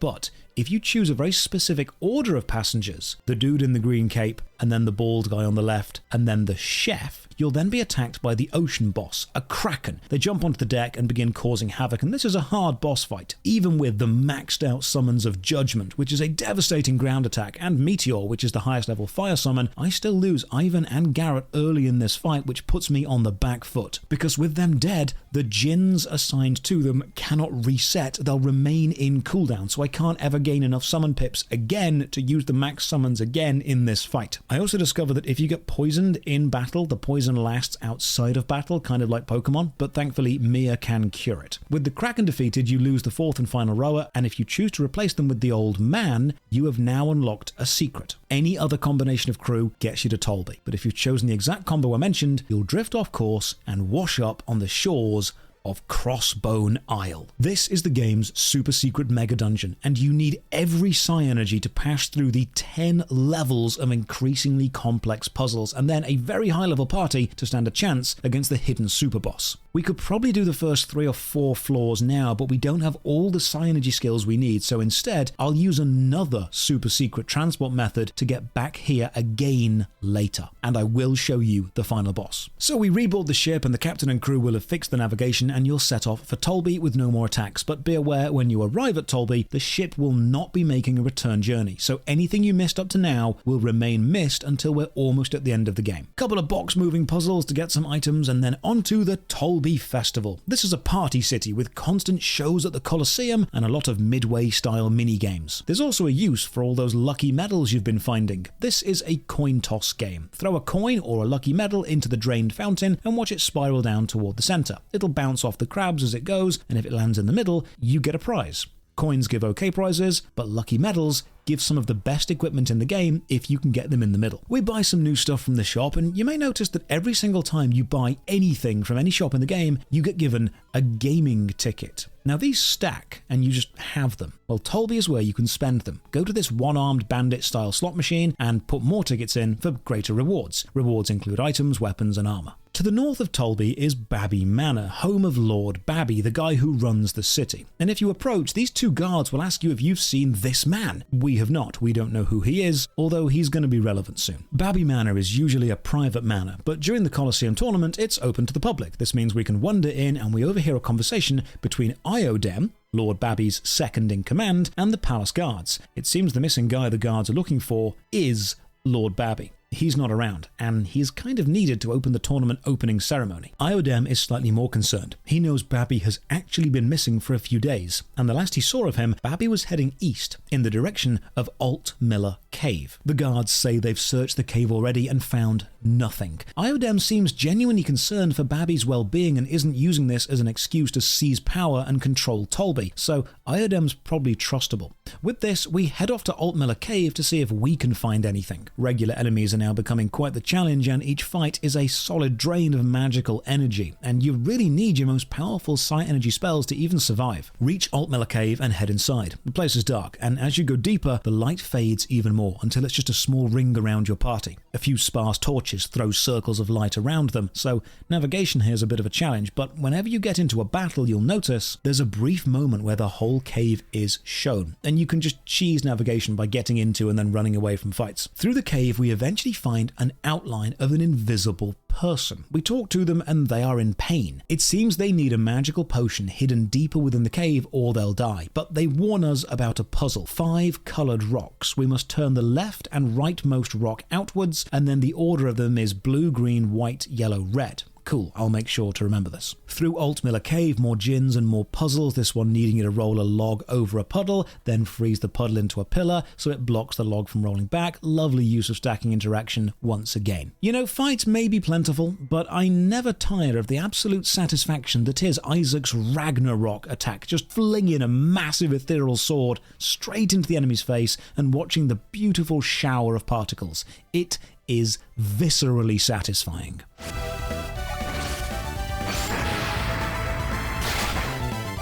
You can also cheese the darkness with the reveal psi energy, which yes is limited in range but seems to override the darkness. Get into a fight and Mia gets one hit for 169 damage, which is both nice and very worrying. Eventually do find 5 strange rocks, reveal them to be coloured rocks, turn the outermost ones out like the invisible dude said, and then a magical colour wheel appears above and spins, stopping on a random colour. Just interact with the same rock as the colour is. Do this twice and you'll find the magical potion. Take this back to the invisible dude and give it to him, and it turns out the dude is indeed Babby, but why is he invisible and why is he in a cave? Well, Ivan just reads Babby's mind, which makes this a lot quicker, and the invisibility isn't natural psi-energy. It's an ability granted by an item, the Cloak Ball. Babby realizes that we're using psi-energy against him, which he describes as an ancient power, and asks if we are Lemurians. Not quite knowing what that is, Babby promises to explain everything when he's back at his mansion. It seems that Babby also knows Old Man Kraden, and Babby is pretty terrified of aging. While we're chatting, some guards show up and, seeing as how we've rescued Babby, escort us all back to Tolby. However, Babby is intrigued with our psi-energy powers and asks us to compete in the Colosseum Tournament Finals, tests of both skill and strength, because he wants to see what psi-energy can really do. He says if we do well, he will tell us all he knows about the Lemurian civilization, its ancient power, and why he was in the cave alone. So of course, we agree. Back in Tolby, it's time to compete in the Colosseum Finals. And this is highly unusual, as normally competitors go through many grueling battles to reach this day, so the other contestants are rightfully annoyed. I also really like the touch that the circle that Isaac has to stand in, being a competitor, is just drawn on the floor in chalk because it wasn't planned to be there until today. The tournament is made up of 3 stages, and each stage is a series of physical puzzles ending in a battle. And you're racing to finish the puzzles faster than your opponent because during the tournament all of your equipment is taken away, and if you can solve the puzzles faster than your opponent, you can reach the battle arena first and pick up a powerful item to help you. If you don't get there first, your opponent gets it. And because this is a one-on-one tournament, it's Isaac taking this on alone. But that doesn't mean that your party can't help you, because before every Colosseum event, you're allowed to view the assault course that you'll need to run. There's a big audience. The puzzles and traps you'll need to cover are broken down mechanically. And you can see that a few of them have some interesting additions, which could probably be manipulated with the right psi-energy. So let's do that. Before you start the tournament arc, make sure Mia has Growth and Halt, Ivan has Douse and Frost, and Garet has Force, and Isaac knows Growth as well. While examining the gauntlet, you're allowed to put a party member in the crowd of one specific puzzle before starting. And that party member then has a few seconds to use one psi-energy to make the puzzle easier for Isaac. So we place our party, and then go and wait with the contestants. And then, just before the event starts, we get the lend a hand helping moment. Garet can move this block. Ivan can douse these scales. Mia can grow this vine. And then when the event begins, you've given yourself a massive advantage, and now it's totally possible to win the Colosseum without doing this. But you really want to get both the items hidden within the levels and reach the battle arena first. Because when you do start battling, these fights are hard, and I legitimately die. So how does the game handle loss here? That'd be a really interesting place to kill the main character. Well, if you die in the very first tournament battle, Isaac wakes up in the soldiers' barracks, and it turns out you've been dreaming about the Colosseum event, and it's just about to start, so you best hurry and get there. They actually found a way to make "and it was all a dream" work. In a nice touch, even though there are 3 rounds of puzzles and battles, you cannot fail the first one. You must succeed. Now, in the second or third, you can absolutely fail and be knocked out of the rankings and fail to get the grand prize, which is a pretty good weapon, but you must at least win the first match. Unfortunately, this does mean if you do die, you have to watch the unskippable Colosseum intro again. So I'll try again, grab some more healing items, and do win. The second round is much more complex. Instead of 3 puzzle rooms, there are 5 to complete, and with only 3 party members, you've got to make a choice of which ones are worth making easier. And the second fight is the toughest fight so far. I lose this several times, and this was the moment I really had to learn the value of unleashing a Djinn and then just resetting it so I could unleash it again the next turn, instead of using it as a summon pip and losing it for 3 or 4 turns. This is the moment you understand the value of healing psi energy. The third and final Colosseum stage is even longer. Feels like the end of Takeshi's castle with all these pushers knocking you off ledges. Thankfully, Mia can use the Halt gem to freeze that person and stop them pulling the lever. The final Colosseum fight is against Navampa, and even with self-heals and damage mitigation, I lose. But that's okay, because even if you win this fight, Isaac collapses from exhaustion anyway, and the party rush to help him only to find out he's asleep. With the tournament over, Babby summons us to his manor. He's a man of his word, and we're also joined by Iodem, his second in command, and then we're finally given some answers. Lemuria is a lost island somewhere across the sea, ancient and powerful. The people there possessed great psychic and magical abilities, not unlike our psi energy. Turns out Babby himself is actually several hundred years old, and many years ago, Babby was traveling with his friend Lunpa the Thief. They were sailing together, and a storm threw their ship onto Lemuria. While there, Babby learned of the special Lemurian water potion, which grants unnatural long life, not immortality,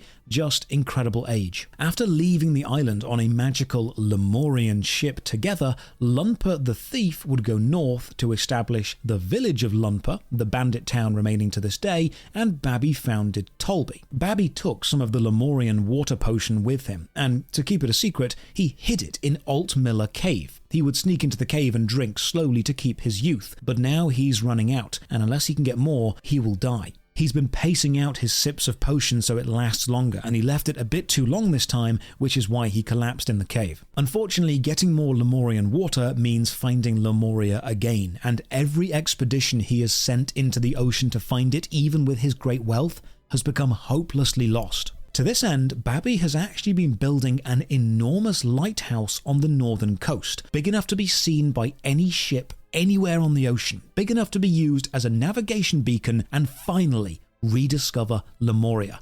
With the ship unable to get lost, he could finally get some more magical life-giving water. Babby mentions that his lighthouse will be far taller than the Venus Elemental Lighthouse, which is located on the southern coast, which is what we need. So Babby makes us an offer. Only an adept can pilot a Lemurian ship, because it requires a level of psi energy to do. Now Babby's too old and weak to make the trip, so he asks us to command his ship and use his lighthouse, when it finally gets built, to sail into the deep ocean and rediscover Lemuria. He tells us that Iodem has a powerful black orb, an object needed to pilot a Lemurian ship, but Iodem isn't an adept. He can't use it alone, but we can. We explain that while we can do that eventually, right now we need to keep chasing the bad guys and prevent them from relighting Venus Lighthouse and bringing the world one step closer to the disastrous return of alchemy. Exploration sounds fun, but this is important right now. Well, Venus Lighthouse is actually on the way to Babby's lighthouse, so Babby tells us to meet Iodem at the southern Gondolin Bridge, and Iodem will join us and show us the way. Iodem commands the legions of soldiers which guard both Tolby and the southern desert towns, so we'll need his influence to pass through them. While south of the bridge, Iodem will be in your team, however he's not a party member and doesn't show up in fights. Before you leave Tolby though, head back and chat to Babby one more time. He's pretty weak and he won't be heading to Alt Miller Cave anytime soon, so he gives us the cloak ball item, letting us blend in with shadows using a new psi energy. And with the cloak ball acquired, we can now complete another entirely optional quest. Remember Merchant Lord Hammett back from the start, who travelled against everyone's advice to the bandit city of Lunpa and is still trapped there, despite his wife having paid the ransom? Well, we can now break in and free him. We can't travel back across the sea because the boat refuses to return, but we can return to the earlier landmass. East of Tolby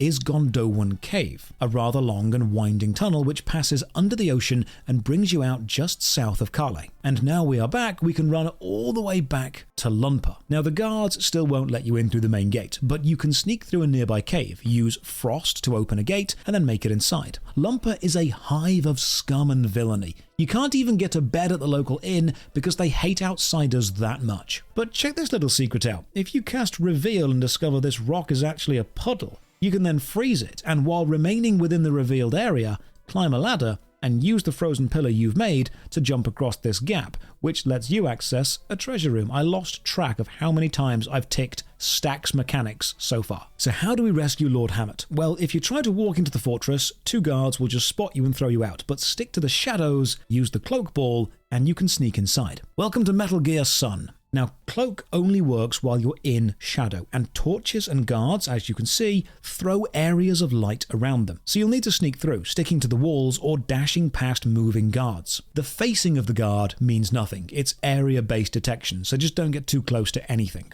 If you get spotted in the first half, you'll get thrown out and have to start again. but if you're careful, you can even find some more hostages, and they tell us the village was founded by Lumpa, passed to his son Donpa, then Donpa fell ill and his son Dodonpa took over, and while Lumpa and Donpa were honourable and noble, Dodonpa is cruel and sadistic. Eventually we find Donpa. He's old and frail, bedridden, unaware of how his son is running the town. And I like this bit. You have to use grab to snatch some keys from a stool through the bars of the cell. But no matter how serious and well written this plotline is, as soon as I walked into this room I just thought boobs. We even meet Dodonpa's wife and son, although the son tells us how his dad seems to have a different wife every week. Whirlwind some leaves away in the news reveal to find a hidden button, move some boxes, and finally find Merchant Lord Hammett. Ivan greets Hammett warmly, mentioning how he's found the lost rod in the town of Vault and has been trying to rescue him by travelling with us. But then unfortunately, Dodonpa shows up and releases his pet, Toadonpa. 2 killers. I appreciate the pun. Toadonpa is tough, but given by now you'll be a dab hand at the combat system, cycle using your Djinns to put up barriers, healing your party, summoning and then resetting, all while class swapping as you need, and you'll be fine. Just be aware this boss heals 80 health per turn and takes about 20 minutes to kill. It's an endurance test, not a challenge. Killing the Toad makes it fall onto and crush Dodonpa, and then everyone stands around talking about forgiveness, family, and how we need to be understanding and kind. Everyone except Garet, who seems to be the only one to remember that Dodonpa has kidnapped and tortured people, taken ransom and didn't release prisoners, barred the town, and just now tried to kill us. I am fully with Garet on this one. Everyone else can talk about the power of friendship and love. I am voting that we kill Dodonpa. But just like any other decision in the game, it doesn't matter what you choose, because Donpa, the dad, shows up, explains his son will be punished, and locks Dodonpa away the same way that Merchant Lord Hammett was locked away. Dodonpa protests that this is cruel and is then told the irony of that's exactly what he did to someone, so he can't complain. With this, we leave the fortress. Now, we do need to return here, but we can't right now. Instead, leave Lumpa, and you'll bump into one of Hammett's trade staff members in a cave on the way back. You can even hitch a ride on a caravan back to Carle and Hammett's mansion. With Hammett safe, he actually tasks Ivan with a special mission. The rod that Ivan was left behind to find is no ordinary rod. It's a magical shaman rod, and it needs to be taken to the continent of Hesperia. Ivan accepts this task, though it's not done in this game. With this side quest completed, we unlock access to the Carle underground tunnels, a network of sewers connecting a few map locations and housing a few treasures. But more importantly, if you run all the way back to Lumpa again, you can return to the fortress, return to Donpa's room, and he will finally let you take one of his treasures as a thank you for disciplining his son, so we take a Djinn. Now that's done, we can finally return to the whole lighthouse main quest. All the way back south, we grab Iodem from Gondolin Bridge and push southeast toward Venus Lighthouse. This means going through the desert village of Suhala. While we're passing through here, Iodem recognizes some injured soldiers. Turns out they got hurt when they tried to stop a group of 6 people, 3 fire adepts and 3 hostages, from journeying into the desert. But that's news to us. We were only expecting 2 hostages, Jenna and Old Man Craden. But the injured soldiers mentioned Sheba, an important and powerful Jupiter adept, has also been taken. Now this may be important because Sheba is from the village of Lalavero, which is the village currently building Babby's lighthouse to the north. Why would the bad guys want another hostage? Well, it seems the desert is impassable unless you have a water adept with you. There are vicious sandstorms which will whisk you back to the edge of the desert unless you use the water spell Douse on them. And with this knowledge, we give chase into the desert. The southern desert doesn't have a heat meter. Instead, every time you pass through a narrow path, a whirlwind appears. Now, you're meant to use Douse to put them out, and every instance of using Psi Energy so far has always cast the actual ability 1 or 2 tiles in front of the character. So you theorize you can douse a whirlwind by standing by it, but no, you need to actually get caught in it and then cast Douse in the 4 seconds before it flings you back to town. This is never actually explained. And every time you do successfully douse a sandstorm, it spawns a mini-boss lizard, who is actually quite hard to kill. So we push on through the desert. No puzzles here, just a linear slog of battles, but if you use Reveal, you can spot some footprints, leading to a jump, and this gets you to probably the most important Djinn in the game,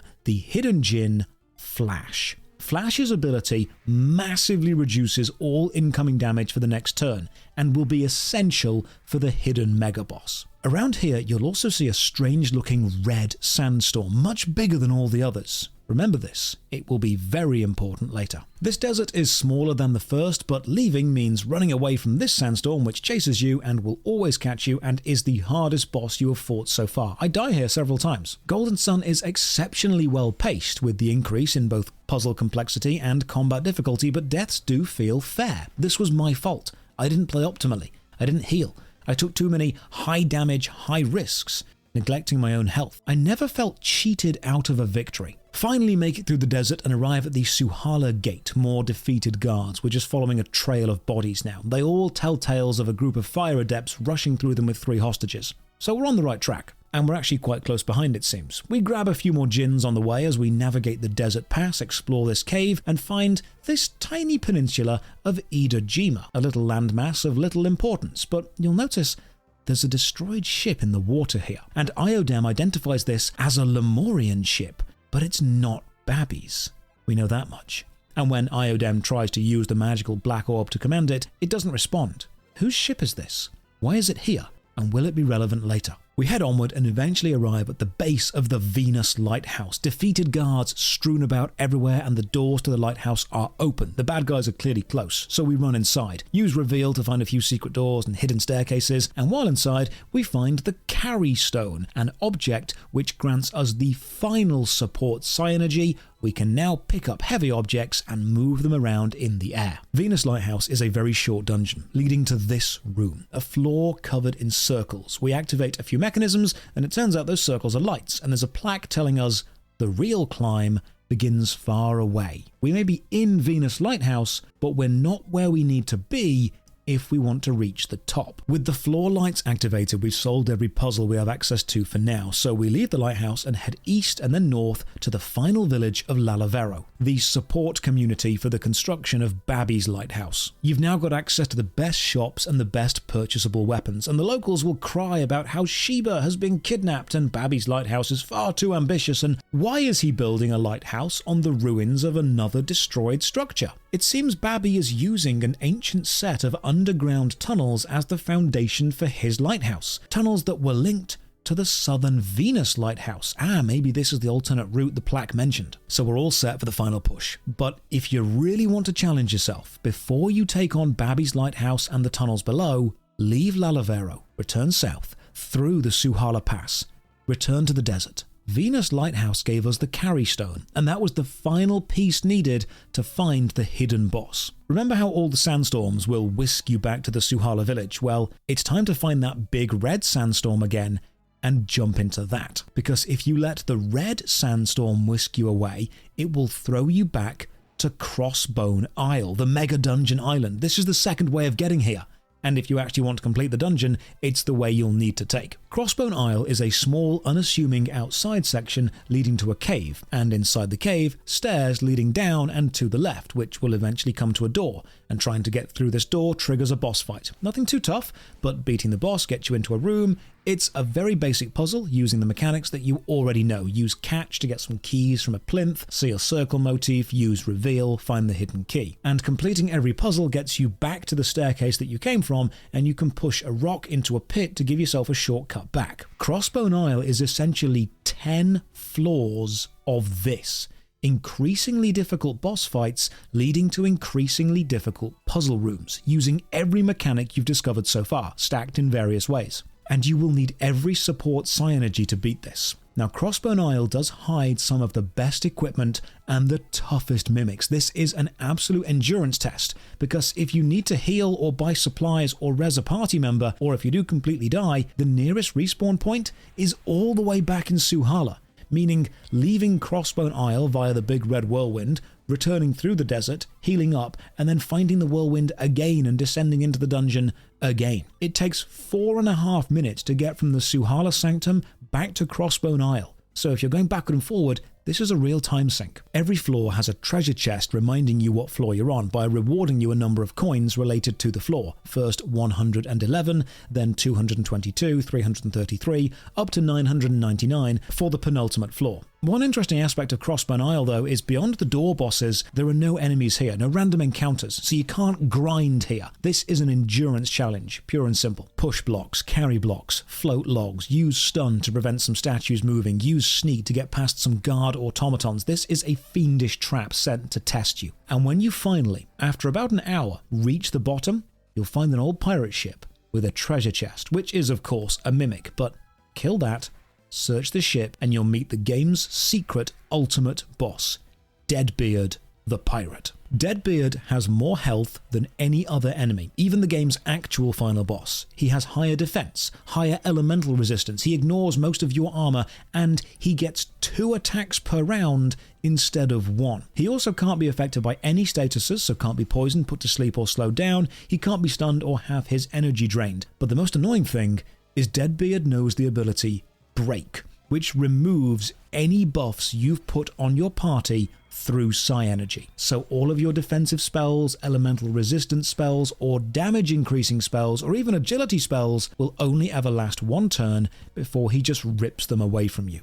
Deadbeard can also one-hit kill almost your entire team with any of his 2 attacks, and if you're unlucky enough to get 2 high damage attacks in a row, you will die. But there is a strategy. Deadbeard does indeed have the break ability, removing all your buffs, but forcing him to use it takes up one of his 2 attacks, so buffing yourself is still worth it simply to reduce the amount of damage he could in theory do. And then there's the fact that unleashing Djinn abilities do not count as buffs and will not be removed with break. Remember I said the Flash Djinn was the most important in the game? Well, Flash creates a defensive barrier that will reduce all incoming damage from the several hundreds to around 15 to 20. This means the only real tactic is to unleash Flash, build the shield, and then reset Flash only to unleash again. This means you're only ever taking substantial damage every other turn. Combine this with Mia spamming group heals, Isaac using Garet to provide a weaker but still noticeable barrier, and having Ivan unleash every air Djinn just to build up pips to finally summon Thor every 4 turns, you can win. Deadbeard is a worthy challenge for Golden Sun's combat system and forces you to engage with it. If you want to win, the fight is 25 minutes, and it's a constant back and forth, reviving, dying, reviving, healing, mitigating, but eventually Deadbeard will go down, and you'll find the Demon Mail, the best armor in the game. But Deadbeard's final trick is this armor is cursed. Golden Sun doesn't have too many cursed items, they're all very high level weapons or armor, but once you equip a cursed item, it cannot be unequipped, and in combat there's a chance that you will fumble an attack with a cursed item, or you'll take damage if you're wearing cursed armor, as the curse does its thing. The problem is they're incredibly powerful items, so it's a risk versus reward. If you do want to unequip a cursed item, by the way, you have to head to a sanctum and pay for this. This doesn't remove the curse, it just unequips the item. You can be foolish and re-equip it if you want to. Or, the alternate solution, and really the only thing you need to do, is find the Cleric's Ring in the Crossbone Isle dungeon, where the ring equips something cursed, and the ring will negate the negative effects of the curse. Bear in mind you still can't unequip the cursed stuff, it just won't affect you. So with Crossbone Dungeon plundered, Dead Bones defeated, and the Cleric's Ring mitigating the negative effects of the absolute armory of curses I've just shoved all on Isaac, we can finally return to Babby's Lighthouse project. Construction has stopped as a group of aggressive fire adepts and some prisoners were rushed in and ran to the tunnels below, so we push some blocks around, navigate this giant 3D maze, and finally slide down to the base of the original Venus tunnels. Workers refuse to let us go further, saying we're only kids. They've been trying to open this magical door for weeks, what chance do we have? Well, one quick reveal and secret button push later and the magical door opens. Unfortunately, the door will only remain open for adepts, so as Iodem tries to go through it, it shuts. Iodem says fine, he'll stay here, wishes us good luck, and gives us the chance to chase the bad guys. By now you've got every support Psynergy and every Djinn in the game. I could spend ages mixing and matching to create a range of classes, but I'm going to stay super simple and every character gets their innate element maxed out. Isaac gets all the earth Djinns, Garet gets all the fires, Ivan gets all the airs, and Mia gets all the waters, making them hyper-focused on their specific roles. The ancient tunnels under Babby's lighthouse take us south through several easy puzzle rooms until this puzzle room, which took me quite a while to figure out. 5 coloured statues, 5 places to push them to. What's the order? Reveal shows nothing, no hints, but examining a statue gives a cryptic hint that it almost feels you there. The solution is to use mind read on the statues, and they'll give you a cryptic hint about where on the 5 squares they go based on their relation to the others, like I'm northwest of this one, or I'm south of that one. This is the only real puzzle in the game I had to actually write down and work out. Passing this puzzle gets us back into the Venus lighthouse from earlier, but now we can shut off a trap and access a shortcut to some new steps that we couldn't before. But an interesting bit of info here. One of the best weapons in the game, referred to as the K-sword, is dropped by enemies in the lighthouse, but the drop rate is abysmal. Now, you could just grind, or you can use a very complicated RNG manipulation strategy, which manipulates the background tracked variables to guarantee you will eventually get the drop. And it involves saving, switching the game on and off, making sure the party are all specific levels and have specific agility numbers, going in and out of rooms multiple times, and using exact Djinn setups and killing specific enemies in exact ways to guarantee the sword. But that sounds like a lot of effort,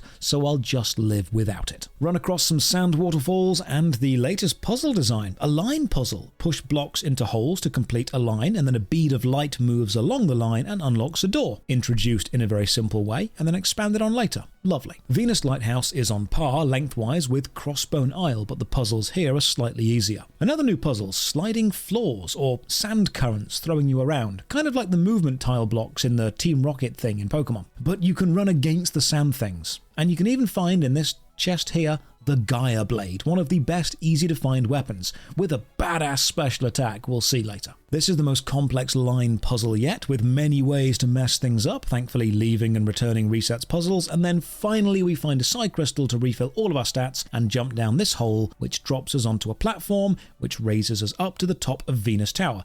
But again, we are too late. Everyone's here. Saturos and Minardi are ready to light the beacon. Felix is along for the ride, still doing whatever he does, kind of walking the line between loyalty to those who saved him and his sister Jenna, and Old Man Kraden is still a prisoner. Sheba, the local adept girl, is here too, and Alex, the most mysterious evil guy so far, is still just hanging around. Saturos and Minardi say they will trade Sheba for Ivan's shaman rod. Turns out it's actually the ancient rod of Hesperia, and maybe the key to opening another lighthouse, so we agree to trade. Even if you don't want to trade, you have to do this. Sheba's life is more important to the game. But after the trade, turns out they lied. They're keeping Sheba too. They actually said they wouldn't hurt her, not give her to us. It seems that to enter a lighthouse, you need an adept of that specific element, and Sheba will be needed to enter some other lighthouses. Eventually, Felix agrees to take Sheba, Jenna, and Kraden back to their docked ship, while Saturos and Minardi finish this and fight us. And this fight, honestly, is cathartic. It's revenge for the one-way beating we took at the start. Saturos and Minardi are both fire adepts, so they're weak to water. Keep up a good defense and attack away. Saturos does know the break spell but uses it infrequently, so combining party buffs with the Flash Djinn Firewall keeps you alive, focus down one at a time. Now Minardi does know an instant kill attack, but it's got really low accuracy, so don't worry about it. And eventually, Saturos and Minardi will both go down, and we have prevented them lighting the lighthouse. Unfortunately, Felix shows up, and it turns out that Felix does want to light the rest of the lighthouses. He wants to return alchemy to the world. But before he can explain why, the defeated Saturos and Minardi throw the elemental star into Venus Lighthouse, and the beacon erupts into life. Felix and Sheba run, and Saturos and Minardi perform their final move, sacrificing themselves and fusing together into the elemental fusion dragon, and then they attack. With no time to heal from the last fight, I hope you are ready for a final boss round 2. The Fusion Dragon has a ton of attacks, power levels on par with your level 4 summons, and loads of health. It's not as hard as Deadbeard, but I think it's a more fun fight because there's more back and forth. You're less likely to be killed in one hit. I do like how this is the only fight to have the character sprites appear smaller and the dragon dominate the screen, giving that real epic feeling. You are tiny, this thing is huge. The Fusion Dragon fight took me 11 minutes and is beautifully animated with a very satisfying difficulty level, and finally we land the killing blow. Even with the Fusion Dragon gone, Felix will not relent. He says he knows the dangers of alchemy, but still feels the world needs it to return. There's a greater power power at play here, and we cannot and should not try to stop him. While talking, the power of the lighthouse, now lit, rips through the land, physically splitting the entire lighthouse in two, preventing us from reaching him. This also knocks Sheba over the edge, and she grabs onto the stone, but the power surge knocks her free, and she falls to her death. Not wanting to see her die, Felix dives over the edge after her. The tear in the landmass is then fixed as the lighthouse is slammed back together, but we have failed to stop the lighthouse being lit, and we've lost every lead we have. Back at the city, we're told that the rip in the landmass caused by the immense power surge through the lighthouse actually tore off the Iwo Jima Peninsula and threw the island out to sea. And at the exact moment that Sheba and Felix fell, a great wave rose up caused by the land shift and actually caught them. So they may still be alive. Iodem gives us the black orb, knowing that we've finished what work we can do. Babby leads us to his ship, the Lemurian vessel he sailed away from Lemuria on 100 years ago. We call upon the power of the black orb and our own psi energy and raise up his ship from the water. We jump on and then sail away. We have to find Felix and Sheba. We have to rescue Jenna and Craden. We have to figure out who the hell Alex is and how they fit into all this. And while doing this, we also have to find the lost Isle of Lemuria to get more magic water to save Babby. But a final cutscene shows us the ripped peninsula is floating out at sea and Jenna and Craden are still alive on it. And then Felix and Sheba wash up on the shore and Alex is with them. So all of them are now a team. And that is Golden Sun. But it's only half the story, because in the sequel, Golden Sun: The Lost Age, you actually play as Felix, Sheba, Craden, and Jenna as you journey to light the final few lighthouses and return alchemy to the world. You also figure out why that needs to happen. The final thing you can do is link your Golden Sun game with the sequel to carry over items, experience, and Djinns, which is important because there's a couple of items like the Cleric Ring, which prevent curses, that you can only get in Golden Sun 1. You do this, however, in a rather hidden way. Save your game after finishing, but be warned, you can't load this save, it's only for doing this trick, so save it to a slot you're not using. Then reset your Game Boy, and on the main menu, hold left on the D-pad, the right shoulder button, and press Start. You'll see a new option called Send. Select this and choose Gold Password. What you'll get is a 260 character password spanning 6 screens made up of letters, numbers, and symbols. I've actually put mine on the screen now if for any reason you actually wanted to continue my Golden Sun game in your The Lost Age cartridge. And finally, after 35 grueling epic hours of journey, combat, puzzles, and Djinn hunting, we can finally answer a simple question.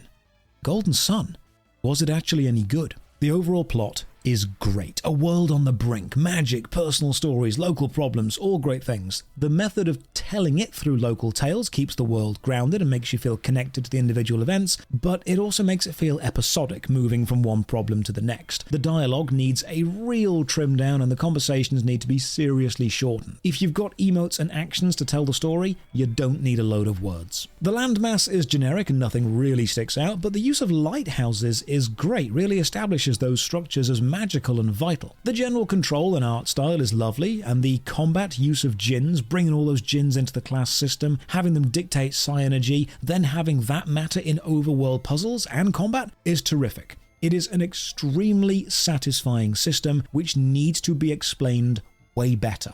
It's almost like the game doesn't want you to know how good it is. But one of the most incredible experiences is the fact that this was all on the Game Boy Advance, and gameplay-wise it still stands up as a wonderful RPG today. Its flaws only show more vividly because most of the design choices are so good. Stacked mechanics create a complex thing out of very simple things. Now this was my first time playing Golden Sun, and it will not be my last. So to end the review, what do I score it? Well, I couldn't have taken on the hidden Deadbeard boss or survived the Fusion Dragon without some seriously impressive Djinn manipulation, so it's got to be scored my main man, Flash, out of 10.